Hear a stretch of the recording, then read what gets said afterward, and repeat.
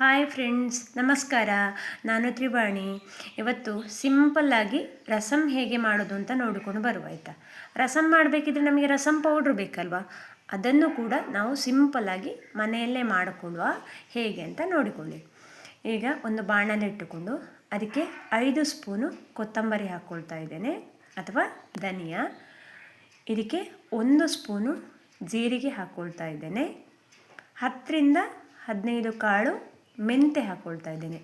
ಮೆಂತೆ ಜಾಸ್ತಿ ಹಾಕ್ಕೊಳ್ಳಿಕ್ಕೆ ಹೋಗಬೇಡಿ, ಕಹಿ ಬರ್ತದೆ. 1/4 ಸ್ಪೂನು ಸಾಸಿವೆ, 10ರಿಂದ 12 ಬ್ಯಾಡಗಿ ಮೆಣಸಿನಕಾಯಿ. ಖಾರ ಜಾಸ್ತಿ ಬೇಕು ಅಂತ ಇದ್ದವರು ಮೆಣಸು ಜಾಸ್ತಿ ಹಾಕ್ಕೊಳ್ಳಿ. ನೆಲಕಡಲೆ ಗಾತ್ರದ್ದು ಇಂಗು ಹಾಕ್ಕೊಳ್ತಾ ಇದ್ದೇನೆ. 2 ಸ್ಪೂನು ತೆಂಗಿನೆಣ್ಣೆ ಹಾಕ್ಕೊಂಡು ಲೋ ಫ್ಲೇಮಲ್ಲಿ ಫ್ರೈ ಮಾಡಿಕೊಳ್ಳಿ. ನಮ್ಮಲ್ಲಿ ಮೇಣ ಇಂಗು ಇಲ್ಲ, ನಾವು ಹುಡಿ ಬಳಸ್ತೇವೆ ಅಂತ ಇದ್ದವರು ಅರ್ಧ ಫ್ರೈ ಆದಮೇಲೆ ಇಂಗು ಹಾಕ್ಕೊಳ್ಳಿ, ಆಯಿತಾ. ಮೊದಲೇ ಹಾಕಿದರೆ ಅದು ಸೀದು ಹೋಗ್ತದೆ, ಪರಿಮಳ ಇರುವುದಿಲ್ಲ. ಮತ್ತು ಹೀಗೆ ಸಂಬಾರ ಪದಾರ್ಥಗಳನ್ನು ಯಾವಾಗಲೂ ಲೋ ಫ್ಲೇಮಲ್ಲಿ ಫ್ರೈ ಮಾಡಿಕೊಳ್ಬೇಕು. ನನಗೆ ಅರ್ಜೆಂಟ್ ಉಂಟು, ಬೇಗೊಂದು ಮಾಡ್ತೇನೆ ಅಂತ ಹೈ ಫ್ಲೇಮಲ್ಲಿ ಮಾಡಿದರೆ ಉಂಟಲ್ಲ, ಸಾಂಬಾರು ಸಾರು ಎಲ್ಲ ರುಚಿ ಕೆಟ್ಟು ಹೋಗ್ತದೆ. ಹಾಗಾಗಿ ಯಾವತ್ತೂ ಲೋ ಫ್ಲೇಮಲ್ಲೇ ಫ್ರೈ ಮಾಡಿಕೊಳ್ಬೇಕು. ಈಗ ಇದು ಅರ್ಧ ಫ್ರೈ ಆಗಿದೆ. ಇದಕ್ಕೆ ನಾನು ಅರಶಿನದ್ದು ಚಿಪ್ಸ್ ಹಾಕ್ಕೊಳ್ತಾ ಇದ್ದೇನೆ. ನಮ್ಮಲ್ಲಿ ಚಿಪ್ಸ್ ಇಲ್ಲ ಅಂತ ಇದ್ದವರು 1/4 ಸ್ಪೂನು ಅರಶಿನದ ಹುಡಿ ಹಾಕ್ಕೊಳ್ಬೋದು. ಅರಶಿನ ಚಿಪ್ಸ್ ಅಂದರೆ ಎಂತ ಗೊತ್ತಾ, ಮನೆಯಲ್ಲೇ ಬೆಳೆಸಿದ ಅರಶಿನವನ್ನು ಬೇಯಿಸಿ ಕಟ್ ಮಾಡಿ ಒಣಗಿಸಿ ಇಟ್ಟುಕೊಂಡದ್ದು. ಇದು 10 ವರ್ಷ ಆದರೂ ಕೂಡ ಹಾಳಾಗುವುದಿಲ್ಲ. ನಮಗೆ ಬೇಕಾದಾಗ ಬೇಕಷ್ಟೇ ಹುಡಿ ಮಾಡಿಕೊಂಡು ಇಟ್ಟುಕೊಳ್ಬೋದು. ವಿಷಮುಕ್ತ ಅರಶಿನದ ಹುಡಿ ನಮಗೆ ಸಿಗ್ತದೆ. ಈಗ ಇದಕ್ಕೆ 2 ಕಣ್ಣೆ ಕರಿಬೇವಿನ ಸೊಪ್ಪು ಹಾಕ್ಕೊಳ್ತಾ ಇದ್ದೇನೆ. ಯಾವುದೇ ಕಾರಣಕ್ಕೂ ಫ್ಲೇಮ್ ಹೈ ಮಾಡಲಿಕ್ಕೆ ಹೋಗಬೇಡಿ. ಈ ಕರಿಬೇವಿನ ಸೊಪ್ಪು ಚೆನ್ನಾಗಿ ಹುಡಿ ಆಗಬೇಕು, ಅಷ್ಟು ನಾವು ಫ್ರೈ ಮಾಡಿಕೊಳ್ಬೇಕು. ನೋಡಿ, ಈ ಥರ ಚೆನ್ನಾಗಿ ಫ್ರೈ ಮಾಡಿಕೊಳ್ಬೇಕು. ಇಲ್ಲಿ ನಾನು ಚಕ್ಕೆ, ಲವಂಗ, ಕಾಳು ಮೆಣಸು ಯಾವುದನ್ನು ಬಳಸ್ತಾ ಇಲ್ಲ. ಜಾಸ್ತಿ ಮಸಾಲೆ ಬೇಡ, ಸಿಂಪಲ್ಲಾಗಿ ಇರಲಿ ಅಂತ. ನಮಗೆ ರಸಮ ಯಾವಾಗ ಬೇಕು ಅಂತ ಅನ್ನಿಸೋದು, ಹೊಟ್ಟೆ ಭಾರ ಅನ್ನಿಸ್ತು, ಏನು ಬೇಡಪ್ಪ, ಸಿಂಪಲ್ಲಾಗಿರಲಿ ಇವತ್ತಿನ ಊಟ ಅಂದಾಗಲ್ವಾ. ಹಾಗಾಗಿ ನಾನು ಯಾವುದೇ ಮಸಾಲೆ ಜಾಸ್ತಿ ಹಾಕ್ಕೊಳ್ತಾ ಇಲ್ಲ.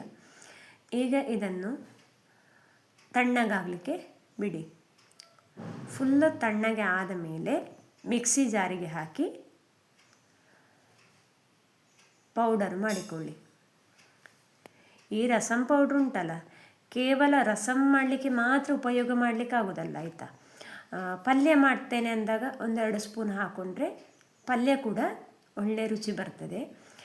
ರೈಸ್ ಐಟಮ್ ಏನಾದರೂ ಮಾಡಬೇಕಿದ್ರೆ ಆವಾಗ ಕೂಡ ಹಾಕ್ಕೊಳ್ಬೋದು. ಈಗ ನಾನು ರಸಮ್ಮಿಗೆ ಮಸೂರ್ ದಾಲ್ ಬೇಯಿಸಿಕೊಳ್ತಾ ಇದ್ದೇನೆ. ನಿಮಗಿಲ್ಲಿ ತೊಗರಿಬೇಳೆ ಬೇಕಾದರೂ ಉಪಯೋಗಿಸಿಕೊಳ್ಬೋದು, ಹಸಿರು ಬೇಳೆ ಬೇಕಾದರೂ ಉಪಯೋಗಿಸಿಕೊಳ್ಬೋದು. ಇಲ್ಲ ನಾನು 3 ಬೇಳೆ ಕೂಡ ಮಿಕ್ಸ್ ಆಗಿ ಮಾಡ್ತೇನೆ ಅಂದರೆ ಹಾಗೂ ಕೂಡ ಮಾಡಿಕೊಳ್ಬೋದು. ನನಗೆ ಬೇಳೆಯೇ ಬೇಡ ಅಂತ ಇದ್ದವರು ಬೇಳೆ ಹಾಕ್ಕೊಳ್ಬೇಡಿ, ಬರೀ ಟೊಮೆಟೊ ಹಾಕಿ ಕೂಡ ನಾವು ರಸಮ್ ಮಾಡಿಕೊಳ್ಬೋದು. ಹಾಗೆ ಮಾಡಿದರೂ ಕೂಡ ತುಂಬ ಟೇಸ್ಟಾಗಿರ್ತದೆ ಇದು. ಇದಕ್ಕೆ ನಾನು ಚಿಟಿಕೆ ಅರಶಿನ ಹಾಕ್ತಾ ಇದ್ದೇನೆ. ಕಟ್ ಮಾಡಿದ 2 ಟೊಮೆಟೊ ಹಾಕ್ತಾ ಇದ್ದೇನೆ. 2 ಸ್ಪೂನು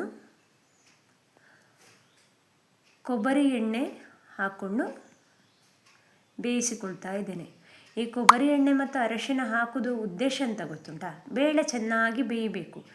ಬೇಳೆ ಚೆನ್ನಾಗಿ ಬೆಂದಾಗ ಮಾತ್ರ ನಮ್ಮ ರಸಮ್ ತುಂಬ ಟೇಸ್ಟಿಯಾಗಿರ್ತದೆ. Cooker 2 whistle ಕೂಗಿಸಿಕೊಳ್ಳಿ. ಅದು ನಿಮಗೆ ಗೊತ್ತಿರ್ತದೆ ನಿಮ್ಮ ಕುಕ್ಕರಿಗೆ ಎಷ್ಟು ಬೇಕು ಅಂತ. ನೋಡಿ, ಈ ಥರ ಚೆನ್ನಾಗಿ ಬೇಳೆ ಬೇಯಬೇಕು, ಕಾಣ್ತಾ ಇದೆಯಲ್ವಾ. ಈಗ ಎಷ್ಟು ಬೇಕು ಅಷ್ಟು ನೀರು ಹಾಕ್ಕೊಳ್ಳಿ. ರಸಮ್ ಎಷ್ಟು ದಪ್ಪ ಬೇಕು ಅದು ನಿಮ್ಮ ಇಷ್ಟ, ನಿಮ್ಮ ಆಯ್ಕೆ. ಇದಕ್ಕೆ ರುಚಿಗೆ ತಕ್ಕಷ್ಟು ಉಪ್ಪು ಹಾಕ್ಕೊಳ್ಳಿ. ಕೆಲವರಿಗೆ ರಸಮ್ ತುಂಬ ನೀರಿರಬೇಕು, ಕೆಲವರಿಗೆ ಸ್ವಲ್ಪ ದಪ್ಪ ಇರಬೇಕು. ಹಾಗೆ ಎಷ್ಟು ಬೇಕೋ ಅಷ್ಟು ನೀರು ನೋಡಿಕೊಂಡು ಹಾಕ್ಕೊಳ್ಳಿ, ಆಯಿತಾ. ಇದಕ್ಕೆ ನಾನೀಗ 2 ಸ್ಪೂನು ರಸಂ ಪೌಡ್ರ್ ಹಾಕ್ಕೊಳ್ತಾ ಇದ್ದೇನೆ.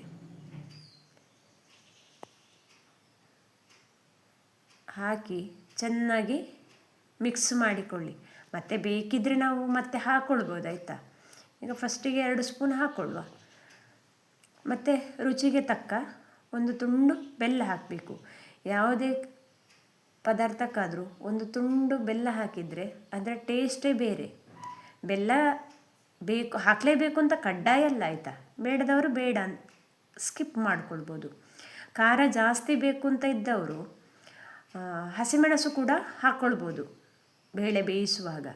ನನಗಿಲ್ಲಿ ರಸಂ ಪೌಡ್ರು ಸ್ವಲ್ಪ ಕಡಿಮೆ ಅಂತ ಅನ್ನಿಸ್ತು, ಹಾಗಾಗಿ ನಾನು ವಾಪಸ್ 2 ಸ್ಪೂನು ಹಾಕ್ಕೊಂಡೆ. ಈಗ ಚೆನ್ನಾಗಿ ಕುದಿಲಿಕ್ಕೆ ಬಿಡಬೇಕು. ಈಗ ಇದಕ್ಕೆ ಕಟ್ ಮಾಡಿದ ಕೊತ್ತಂಬರಿ ಸೊಪ್ಪು ಹಾಕ್ಕೊಳ್ತಾ ಇದ್ದೇನೆ. ಈಗ ಚೆನ್ನಾಗಿ ಕುದೀಲಿ ಆಯಿತಾ. ನಿಮಗೆ ಈಗ ಟೇಸ್ಟ್ ನೋಡಿಕೊಳ್ಳಿ, ಸಿಹಿ ಬೇಕಾ ಖಾರ ಬೇಕಾ ಅಂತ ನೋಡಿಕೊಳ್ಳಿ. ಈಗ ಕುದಿಲಿಕ್ಕೆ ಶುರುವಾದಾಗ ಒಂದು ಒಗ್ಗರಣೆ ಮಾಡಿಕೊಳ್ಳುವ. 1 ಸ್ಪೂನು ಎಣ್ಣೆ ಹಾಕ್ಕೊಂಡು, ಸಾಸಿವೆ ಹಾಕ್ಕೊಂಡು, 2 ಒಣಮೆಣಸು ಹಾಕಿ, ಕರಿಬೇವಿನ ಸೊಪ್ಪು ಹಾಕಿ ಒಗ್ಗರಣೆ ಹಾಕೋದು. ನೀವಿಲ್ಲಿ ಒಗ್ಗರಣೆಗೆ ಎಣ್ಣೆ ಆದರೂ ಬಳಸ್ಬೋದು, ತುಪ್ಪ ಆದರೂ ಬಳಸ್ಬೋದು ಆಯಿತಾ. ನಮ್ಮಲ್ಲಿ ರಸಂ ಮಾಡಿದರೆ ಉಂಟಲ್ಲ, ಮಕ್ಕಳಿಗೆ ಬೇರೆ ಯಾವುದೇ ಐಟಮು ಬೇಡ, ರಸಮಲ್ಲೇ ಊಟ ಮಾಡೋದವರು. ಈ ವಿಡಿಯೋ ನಿಮಗೆ ಇಷ್ಟ ಆದರೆ ಲೈಕ್ ಮಾಡಿ, ಶೇರ್ ಮಾಡಿ, ನಿಮ್ಮ ಫ್ರೆಂಡ್ಸಿಗೆಲ್ಲ ಕಳಿಸಿ ಆಯಿತಾ. ನೋಡಿ ಕಾಣ್ತಾ ಉಂಟಲ್ಲ, ಇದು ಇಡ್ಲಿ ತಿನ್ನಲಿಕ್ಕೂ ಸೂಪರಾಗಿರ್ತದೆ. ಬಾಯ್.